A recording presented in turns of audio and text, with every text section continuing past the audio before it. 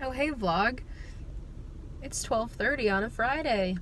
So I decided yesterday that I was gonna stay home on Friday. I had a choice. It was a professional development day, so I could choose to go into work and earn some extra money, or I could choose to stay home and just not work. And I chose to stay home, not because I didn't want the money, because I was like, yeah, I should go to work. It seems like it's an easy day. I could get money. But I decided to put in a work order at my apartment complex to see if some person could come fix my toilet that's leaking.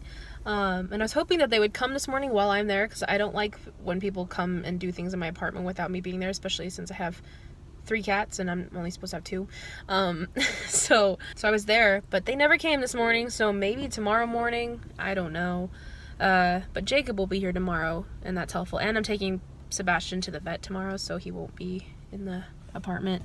But anyways, now I have to head into work just for 2 hours. I have to be there for a Zoom meeting thingy. And then I'm also going to go pick up a bunch of my activity lesson books so that I can look at them and do some lesson planning. So I'm going to probably do some of that while I'm at work, and then also maybe take some of them home to do at home. We'll see. But I'm at Starbucks right now. I'm in the drive-thru. I'm going to get an iced pumpkin spice latte because it sounds delicious. And I had just... So this morning, I should have vlogged this morning because I redid Peeves's hamster enclosure, and it was very difficult because Peeves has been scarred for life since Lucius basically attacked him. My cat Lucius somehow got Peeves out of the tank once. He reached his paw in and grabbed him out, and then brought him to the dining room to then play with him. But Peeves did not like that. And Peeves has been safely in his cage for over a week now. I think it's been 2 weeks, but he's still a little scarred, so he doesn't like anyone coming near him. He hides. Now he used to come out and say hi to me, but now he hides. So it was very hard to change his stuff, but I changed Peeves' tank. It's all fresh and new. Well, not really. Most of the bedding is old, but I took out the dirty stuff as much as I could. And then I did some singing on Smule. I ate a muffin, and now I'm here. I've been up since 8 a.m. I just forgot to vlog. Hi, welcome to Starbucks. What can we get for you today? Hi, can I get a grande size of the pumpkin spice latte, and can I get that iced? Okay. And that's it. Perfect. Come on down. Thank you. Thanks. Also, Jacob should be coming over this weekend, sometime today, but he was up at 4 a.m. last night. The only reason I know this is because he sent me a message at about 4 a.m. So I don't know when he's gonna wake up to come over, but it's his turn to somehow find a way over to my apartment. I picked him up the last couple times. It's his turn now. Jacob likes to make fun of me because I like the holiday treats at Starbucks. I love the pumpkin spice. It's delicious. He likes to call me a basic white girl, but why is it that my enjoyment in flavors makes me basic? No. Anyone, no matter who you are, what you look like, what you like, can like a pumpkin spice latte. They're delicious. Why are people judging white girls for drinking them? Also, we have another beautiful September day, September 24th, 2021. It's beautiful. We love it. Good day.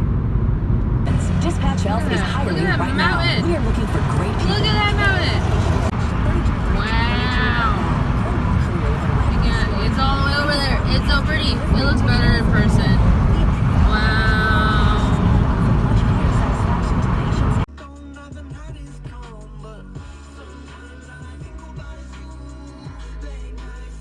Wow. Time for Zoom. It's been a while since I've logged into a Zoom myself. Yeah, I love it when you call me señorita. Anyways, hey, how's it going? I have finished my little 2-hour meeting. Realized midway through it, I didn't need to attend it. I didn't focus on any of it. Didn't get paid for it either. literally, I went for no reason, but I did go to school for a reason. Like, I went to work for a reason. I just was like, oh, I have to do this meeting. I didn't have to do the meeting, but it's okay. I really didn't do the meeting anyways. I just sat on the Zoom call with the volume turned down doing my own lesson planning. I was reading through all of the little books I have. I'll show you them. They're in my backpack. I'll probably show you them at some point in time. But it was getting me really excited about the fall season because there's a bunch of lessons that are like Halloween themed or Thanksgiving themed, and I love fall so much. So it's making me kind of excited about like upcoming lessons with the kiddos. Now, not all of these lessons are going to be completely like 100% focused on like musical topics that we should be reviewing and learning.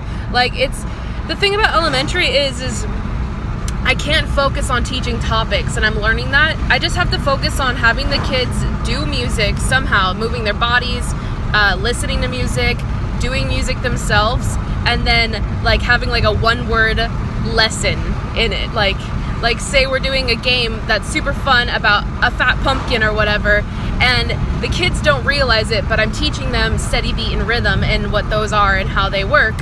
And then I basically just have to give them like a one-liner of like their lesson for that day. Like, just say one word line and then repeat that one line like next time I bring up that lesson, so that they can have that actual important information pop out, not just how fun the game was kind of thing.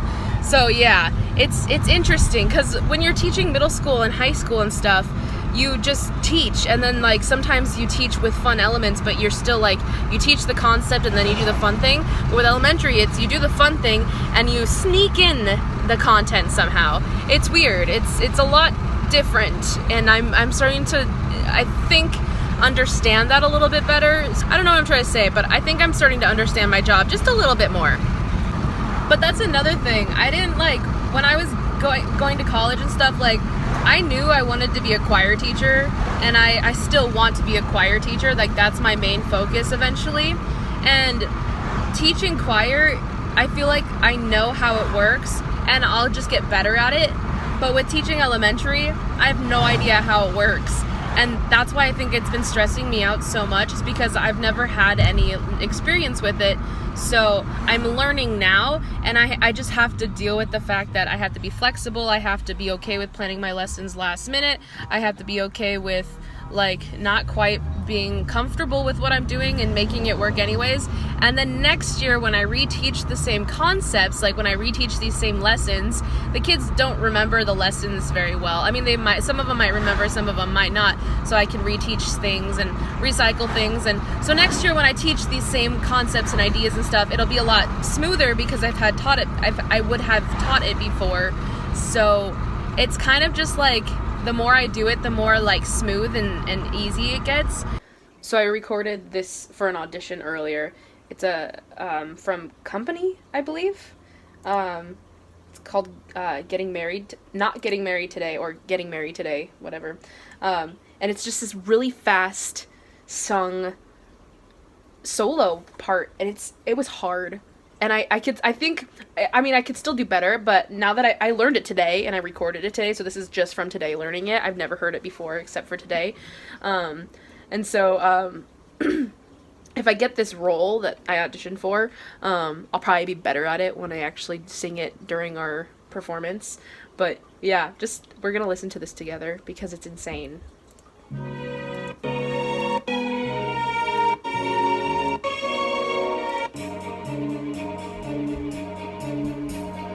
Part of me is everybody here, because if everybody's here, I'd like to thank you all for coming to the wedding. I'd appreciate you going even more. I mean, you must have lots of better things to do. And not a word of this to Paul. Remember, Paul, you know the man I'm gonna marry, but I'm not, because I wouldn't ruin anyone as wonderful as he is. Thank you all for the gifts and the flowers. Thank you all. Now it's back to the showers. Don't tell Paul, but I'm not getting married today. And then it's like in between part is like high soprano sung angelic part about the wedding, and then Paul also sings in between. All so excited for the wedding, but she's not. They're on the counter.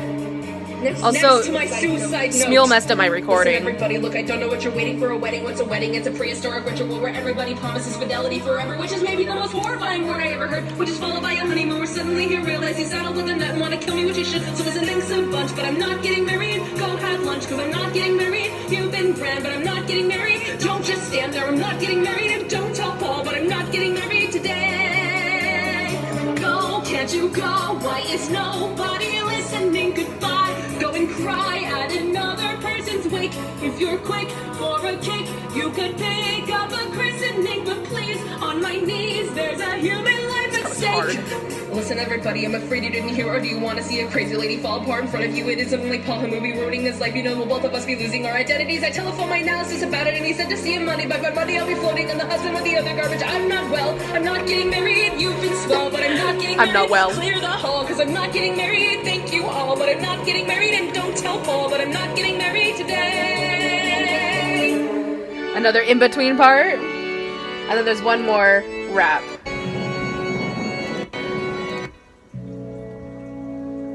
Go, can't you go? Look, you know I adore you, won't, but why? Watch me die like Eliza on the ice. So Paul is singing at the same time as her at the end here, but I didn't record Paul's part, so you don't hear it. Burn the shoes and boil the rice. Look, I didn't want to have to tell you, but I may be coming down with hepatitis, and I think I'm gonna faint. So if you want to watch me faint, I'll do it happily. But wouldn't it be funnier to go and watch a funeral? So thank you for the 27 dinner plates, the 37 butter knives, the 47 paperweights, the 50 every can holders. I'm not getting married, but I'm not getting married.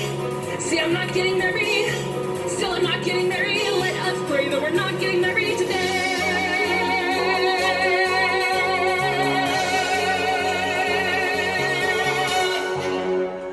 Isn't that cool? I love Sondheim. I feel like you never hear a theater kid not say I love Sondheim. Like all the musicals, like he's like written older musicals, not super old, but older than me. And it's like the modern musicals are great, like Hamilton and Dear Evan Hansen and Heathers and whatnot. But like the stuff that Sondheim wrote, like that's impressive. Like imagine being on stage and having to know it so well that you know how many run-throughs I did with that? Like a lot. I ran through that like so many times. I had to redo and redo and redo. That's why it has the weird like part where you can hear my voice twice, because it didn't completely delete one of the other recordings so you can hear both run-throughs at once. It's just stupid. Smule does that sometimes. But anyways, like imagine, that's impressive. Like I don't think I could unless I practiced a lot. I mean, because if you practice enough it becomes muscle memory, so yeah. But anyways, like I can see my neighbor out there and it looks like she's looking at me and it freaks me out a little bit. Anyways, it's impressive. That's all I gotta say. The end.